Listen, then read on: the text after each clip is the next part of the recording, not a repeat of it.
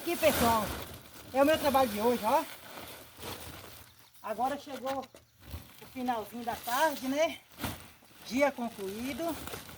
E sempre agradecendo a Deus pela luta de sempre, né?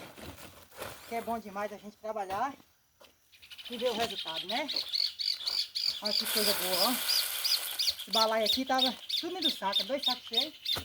Só que esvaziei porque tava muito pesado.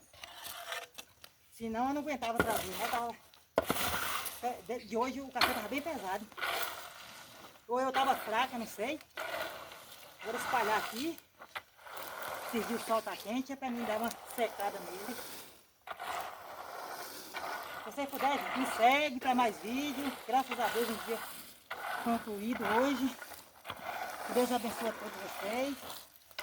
Vou ficando aqui no meu trabalho, ó. Espalhar o café.